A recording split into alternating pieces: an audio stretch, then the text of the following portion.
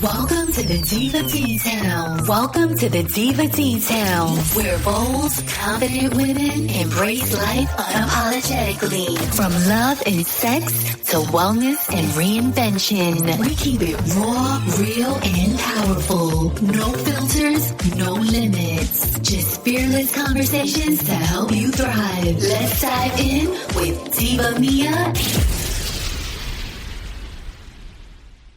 Hello, this is Diva Mia. Today, I have a question for you.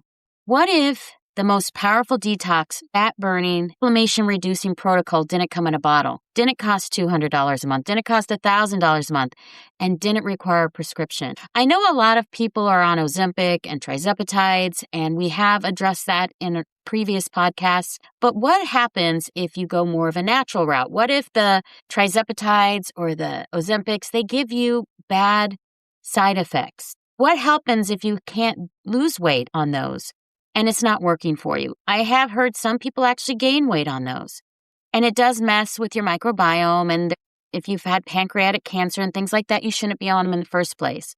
What if the answer was simply just not eating and water fasting? And a lot has been spoken about with water fasting lately. It's not hype. It's not a TikTok trend. It's not starvation. Water fasting has been done as long as people have been alive. We're not talking about a trend. We're talking about something that's sustainable weight loss. Today, we're going to dive into what actually happens inside your liver, your fat cells, your heart, your immune system when you stop eating. Why fasting might be the reset your body has been begging for. I think it's important. I've done a lot of water fasts. My longest was 40 days, so I really enjoy water fasting. For me, when I water fast, my body feels amazing. My mental clarity improves. There's different types of fastings. I wanted to address those for people that are thinking about doing some fasting, don't really know where to begin, and maybe they've tried a fast here and there, but they've fallen over. I'm going to try to help you get through some of those pitfalls. Let's talk first the science about water fasting. What happens in the first 24 hours is really, really important.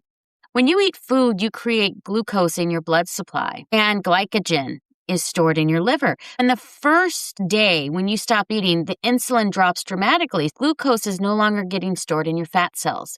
It's nice because what happens is then it converts, once your body uses the sugar in your blood, it then goes for the glycogen, which is stored in your liver. Once that's used up, your body switches from glucose burning, meaning burning the blood sugar, to fat burning. You're actually burning that fat that used to be stored for rainy days. The other thing that happens is your growth hormones increase. Some people actually lift light weights during this time frame because they want to actually take advantage of their growth hormone increasing. And then inflammation drops significantly. If you have arthritis, if you have inflammations due to a autoimmune, fasting 24 hours is an amazing thing to do because you'll see the inflammation drop and you'll feel better. After about 12 to 24 hours, your liver completely shifts from burning fat or burning glucose to converted to burning ketones. Ketones get released when you're in fat burning mode. Then let's talk about a little bit more about your livers. Water fasting gives your liver, I call it a metabolic vacation. You take your car in to be serviced, but how often do we give our bodies a break from all the hustle and bustle that we do? Your liver is really responds well to fasting because your liver is responsible for filtering out toxins. If you're not eating food, you're not ingesting any toxins. There's toxins on all kinds of food, especially if you eat a highly processed diet. Even if you eat meat, there's toxins that were given to the cows in order to make them grow. There's toxins in fertilizer. There's toxins on lettuce that get sprayed with pesticides. Your body has to filter out all those toxins. It also has to manage cholesterol. You're giving your body a break from filtering toxins, from dealing with cholesterol. Your cholesterol may drop during your water fast. Then it's also in charge of converting hormones. If you have a high cortisol, a high stress diet where you're stressed all the time, giving your liver a break is a good thing. A lot of people in the United States have fatty liver, and it's because they never give their liver a break. Processing every bite of your food is the responsibility of your liver as well. There have been studies that you can get rid of fatty liver by doing water fasting. Then managing your blood sugar. Managing your blood sugar is very important. If you are type 2 diabetic, there was a study done where most people can eliminate type 2 diabetes with a 21-day water fast. Now, I'm not saying go on a 21-day water fast, especially if you're new to fasting. But it might be something you want to research if you have type 2 diabetes, because this is a fix that people can do instead of being on medication. When you stop eating, again, I'm not suggesting you go on a 21-day water fast. Talk to your doctor if you think this might be a solution for you, and they can point you in the right direction, hopefully. If not, you can do your own research. When you stop eating, what happens is fat stops accumulating. It just stops. You're no longer gaining fat. You're also going to reduce any fat on your liver. So if you have a fatty liver, it's going to improve any fatty liver markers that you have. There's been studies showing that the fasting can definitely do this. It's also going to lower your ALT and AST enzymes for your liver, which show signs of liver damage. It's also going to improve your insulin sensitivity. If you have insulin resistance, if you water fast, it's going to improve your insulin sensitivity. If you have fatty liver or metabolic syndrome or insulin resistance or even an autoimmune condition, fasting can reduce all the metabolic strain, all the liver enzymes, and improve your enzyme numbers greatly. With that being said, long-term fasting, if you have liver disease, may not be the right way to go.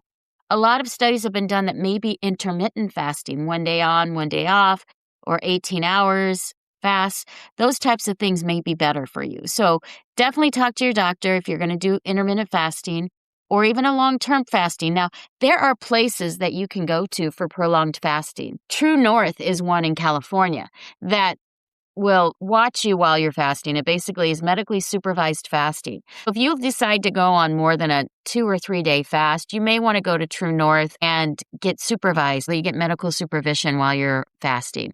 Again, they accept people based off all different types of conditions, and they will fast you up to 40 days. The next thing that happens after 24 hours, between 24 and 36 hours, autophagy kicks in. Now, autophagy is a wonderful thing. Autophagy cleans up your cells, and everybody's cells, as they reproduce or divide, they get damaged, and some of the damaged cells stick around. There is discussion that some of these damaged cells can lead to cancer. Autophagy increases, you may be getting rid of cells that could have led to cancer when you do fasting. But it doesn't happen until 24 to 36 hours. It also gets rid of any inflammation. Inflammation is extra debris, and it gets cleared out when you water fast. Not all of it, but some of it. And it helps regulate your immune system. If you have an autoimmune disease, different type, if you can fast 36 hours or even up to 48 hours, you're going to help decrease your autoimmune. Autophagy has your body taking over, and it's like your own trash dumps. It clears out the cellular trash. And that's why I think a lot of people, when they get into the autophagy stage, they say they have a clarity of mind because it also clears out things in your brain, any trash or waste that your brain has left over. This is huge for liver repair. It's huge to decrease your inflammation. And it's huge to help reset your metabolic function. If you have insulin sensitivity, it will help with that. Autophagy is a wonderful thing. That is really important to know. And what happens after 48 hours is all the glycogen is pretty much depleted.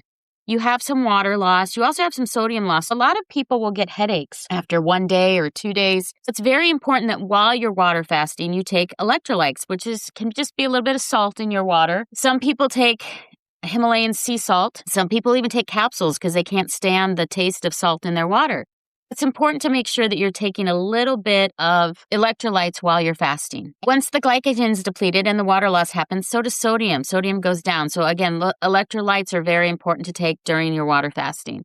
And after that, fat oxidation increases. After 2 days, you're going to get a lot of fat reduction. You'll see your stomach starts to get less puffy. You may have lost a few pounds by now. By day 2, you may have lost 5-6 pounds. Now, some of that's going to be regained when you start eating again because you're going to have a lot of its water weight, but some of it is going to be gone for good. And your ketone production rises, and ketone production is what the brain thrives on most. The mental clarity, again, with ketone production, your brain's going to feel very energized. It's a great time to work on new projects. I find it's the best time to set new goals. Then your body becomes more efficient at burning stored fats. The more times you do this, the more efficient it's going to be at burning stored fat. The faster it's going to get into ketosis, and the faster it's going to get into autophagy. The more often you do this, the better it is for your body. Studies have shown that 3 to 5 day fast significantly reduces insulin. If you're insulin resistant, a 3 to 5 day fast may be the way to go.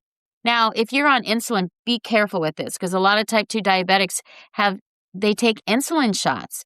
You got to be careful with this. You got to be careful with different types of fasting if you're on any types of medication. You really need to talk to your doctor. Or if you have any type of pre-existing conditions, you need to go talk to your doctor and make sure it's okay with them. But most people have no problems doing 1 day fast, maybe even a 2 day fast. But once you get in over 2 days, you should really talk to your doctor. Then it's going to increase fat oxidation again. It's going to start destroying the fat cells. Now, the fat cells remain, but they decrease. And you burn the fat that's in them. And this also is nice because with a 3 day to 5 day fast, you actually preserve lean muscle mass better than if you were doing a reduced calorie diet, because it does a switch in your body when done properly that your body says, let's burn the fat. Whereas a reduced calorie diet, you may just decrease your metabolism and then you burn less fat. Water fasting has been shown to be more effective than a reduced calorie diet. One of the things about sustaining fat loss, it happens when fasting is structured, not chaotic. It needs to be consistent and it needs to not be all over the board. Some people have turned to doing a 2 or 3 day fast once a week. Some people do it once a month. But there's a lot of people fasting now that didn't fast before, and it really does help you feel better. There's also a level of anti-aging that fasting helps with. Inflammation reduction. Fasting helps with the C-reactive protein. It helps with insulin levels and oxidative stress. It really does help lower insulin and decreases any type of systemic inflammation you have. I know I get inflamed as I get older when I haven't fasted for a while. I love fasting because my joints feel better. I feel like I can lift more weights. There's less pain in my joints. I enjoy it so much that I honestly can say I'm almost addicted to fasting now. I need to do it every single week. I do it minimum of 2 days a week of fasting, just water fasting. It makes me feel good. It does eliminate the brain fog that you get sometimes when you eat, especially if you eat any type of processed foods. Processed foods are so bad. They give you so much brain fog. Then I do have an autoimmune as well. When I have a flare-up, fasting is one of the best ways for me to decrease the flare-up. Like sometimes I get pruritus, and with that, I have to fast in order to get rid of the pruritus. It's better than any medication, and topicals don't fix it. And then if you get skin inflammations or breakouts on your skin, water fasting helps treat that too. A lot of people have talked about juice fasting, and I like juice fasting as well. And you can pair that with water fasting. You could do a couple-day water fast followed by a day or 2 of juice fasting. That way you water fast and you break down the bad stuff, and then you re-nutrient your body with the juice fast. My schedule right now, just so you know, it might be helpful for you, it might not, is I water fast on Tuesday, Thursday, Saturday, and Sunday. Then I juice fast on Monday, Wednesday, and Friday. 1 day a week, one of those days, whichever it is, I have a day where I don't have to fast, where I fast some of the day, and then then I can have one meal that is a pleasure meal, if you will. I will tell you my autoimmune flare-ups are almost non-existent now. I don't have any bloating, and the water retention is gone. It is such a wonderful feeling to be in control of your autoimmune instead of your autoimmune in control of you. I don't know if this is the way to go long term, but it's working for me and it feels really good. If it helps anyone out there that also has an autoimmune, I encourage you to see what works for you. Work with your doctor and find what works with you. But I will say the puffiness is gone. My skin is so much clearer and I don't have any joint stiffness even when I wake up. My sleep is much better too. All of that helps with my water fasting. I think that the improved mental clarity for me is so great that I'm loving it. I love every bit of water fasting. This is what most people don't understand about fasting, though, is that after 48 to 72 hours, the ketones that your body's producing, that's what fuel your brain. That's where people get kind of the happy feeling. People are saying, oh, I feel euphoric. It's because ketones are what your brain thrives on. It gives you so much mental clarity. People are like, how do you survive a water fast? When you're in day 3 or day 4, your mental clarity is going to be so amazing and you're not even going to be hungry. And your dopamine, your happy hormone stabilizes. You may just be happy throughout the day, not a super high and not a super low. It's just stabilized. I think it's a mental reset. If you're going through any tough times, I know when I was going through the death of my father, I didn't really eat. And it helped stabilize my mood as well. It's kind of emotional reset. And then if you have a addiction to any food, whether you're addicted to sugar, alcohol, cigarettes. Water fasting may help with that as well because it helps you reduce any obsession you have on your addictive behaviors. It will give you a better relationship with hunger. Give you a better relationship with food and may help you subside some of the alcohol addiction as well as some of the food cravings. Because what happens is hunger comes in waves for people. If you can ride the wave out, like you might be hungry and thinking, oh my gosh, I need to eat something. Just go get a glass of water and go for a walk. And by the time you get back, you probably won't be hungry anymore. A lot of the hormone is driven by ghrelin. And if you can just take a walk, you may come back and you decide that, you know what, I'm no longer hungry because it rises and peaks and then it falls. And then even if you don't eat, you'll be fine. But it's very psychological when you water fast. One thing I will warn you about is if I haven't had sleep when I begin a water fast, I have a really tough time sticking to it. I have to go into a water fast well rested, especially if it's more than 2 days. 1 day is not such a big deal, but if I'm doing a 2, 3, 4, or even a 5-day water fast, I really need to be well rested or it's very difficult to stick to it. A lot of it's psychological. The nice thing is the more you water fast, the stronger your brain will become to take on bigger and bigger challenges. It actually is nice to see what you can accomplish when you water fast. Water fasting can help your any fatty liver. It can help insulin resistance. It can help polycystic ovarian syndromes. That's very estrogen driven as well and sugar related. If you have any those types of syndromes or autoimmune inflammation, water fasting is going to be so helpful for you. I'm surprised that more physicians always turn right away. They turn right away to medications and they don't think about the needs for water fasting.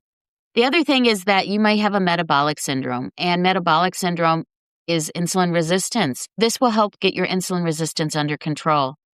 If you've been trying to diet and your weight loss has plateaued, it might be the kickstart that you need in order to lose some more weight.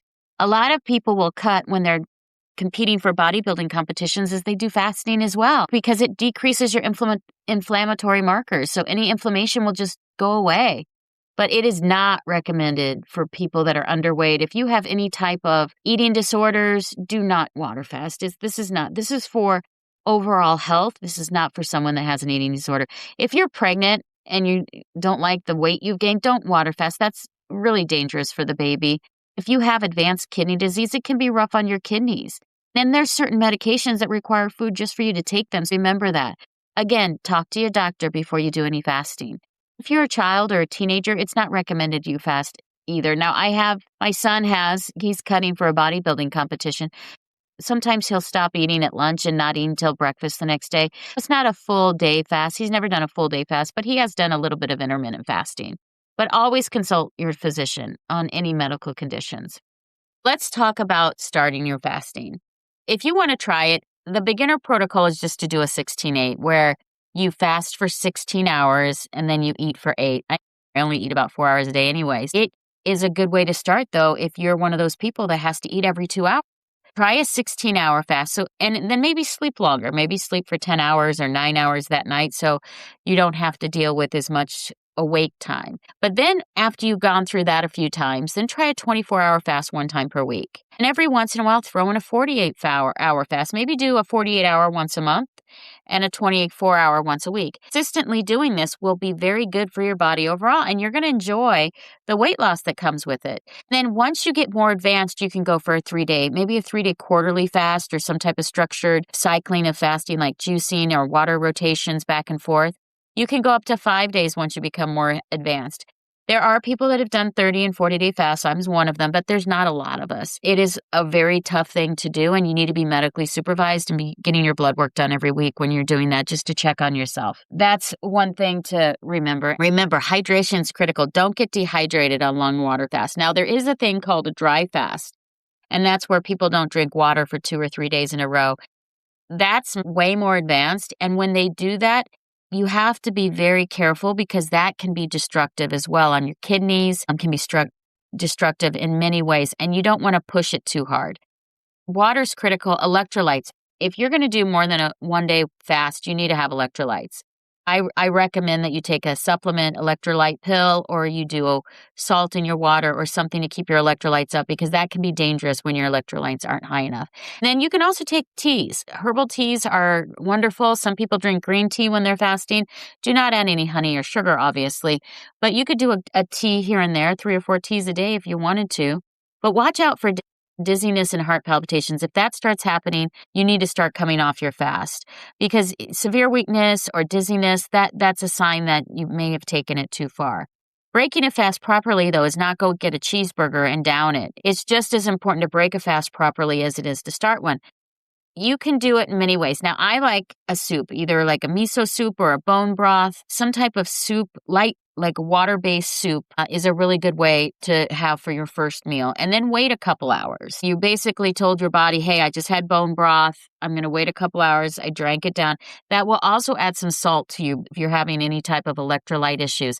And then a nice thing to do is a light protein meal with some steamed vegetables, maybe some eggs, maybe some steamed vegetables like broccoli or anything that will broccoli, cauliflower, the cruciferous vegetables are very good that are steamed to break a fast with.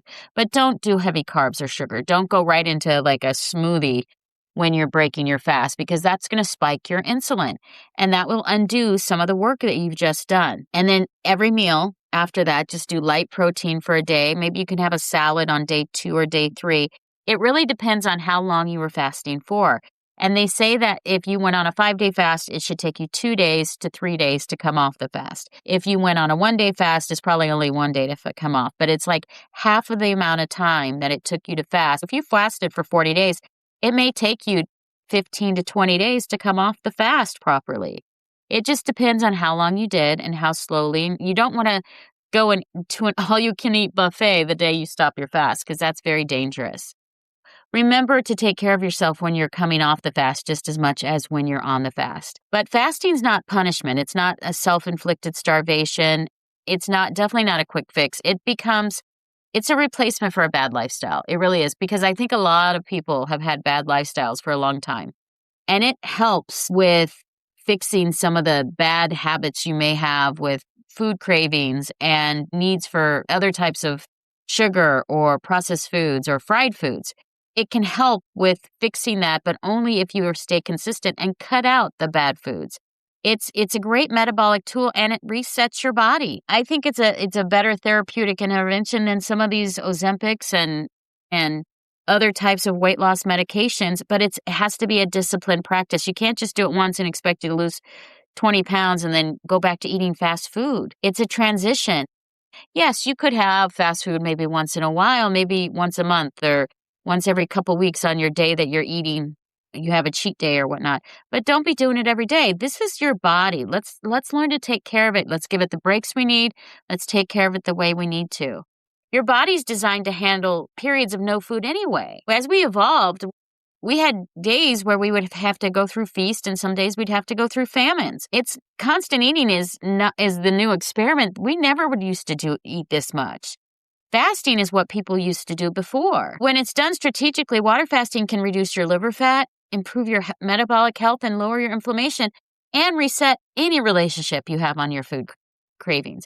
Since people have been doing it forever, there's no issues with it unless you're going long term. Fasting isn't about shrinking yourself. It's about strengthening your mind. It's about strengthening your body, strengthening your resilience and helping your organs, giving them a break. Because this discipline creates freedom in your body. You'll feel better every time you do it. Every time you do it, you're going to feel stronger. Sometimes the most powerful thing you can do for your body is to give it nothing. You know, there's the old saying, eat a cold, starve the flu, or something like that. That's because your body does better too with inflammation when you're fasting. I hope this helped. I know that fasting for me has been life-changing. I think it's the best thing you can do for your health overall. Even if you've been on Ozempics and now you're coming off, it might be a way for you to maintain your weight loss. It's a new lifestyle because if you can maintain your weight loss or get over a plateau, this might be the way forward for you long-term. Share this episode with anyone that's struggling with inflammation or weight loss plateaus. If you want my structured Diva fasting blueprint, please DM me. I will send you my juice cycling supplement support as well as liver-friendly stack because I have a great detail. If you have any type of liver disease, I can send you what I'm doing because I have an autoimmune related to my liver. Head to thedivadetails.com and send me a message. I'd be glad to share and help anyone out that's having issues. So I hope that you do well. And let me know what happens if you try a 24-hour fast or a 72-hour fast. Let me know how it goes for you. Always talk to your doctor again if it's over a day, but let me know what works. I hope you have a wonderful week, and cheers to you, and cheers with a glass of water. Take care and have a wonderful week. Thanks for tuning in. Like, subscribe, and drop a comment. We love hearing from you. Visit thedivadetails.com to connect. See you next week for more. Diva Details podcast and website are intended solely for informational and entertainment purposes. The content provided does not constitute professional, medical, financial, or legal advice. We are not licensed medical practitioners, financial advisors, or legal professionals. Always consult with a qualified healthcare provider for medical advice, diagnosis, or treatment. Any financial topics discussed are based on personal opinions and experience and should not be considered professional advice. The content provided does not constitute legal advice. The Diva Details and its affiliate contributors and guests are not liable for any losses or damages arising from the use of our content. The opinions expressed in the podcast are solely those of the speakers and do not necessarily reflect the views of any affiliated organization, sponsors, or partner. All facts discussed in the podcast are researched and accurate to the best of our knowledge at the time of recording. Information may change over time. No guarantees are made regarding the accuracy, completeness, or reliability of any statements or opinions presented. It is the responsibility of the listener to verify any and all facts that may influence their decision. This podcast is for information and entertainment purposes only and should not be considered professional advice.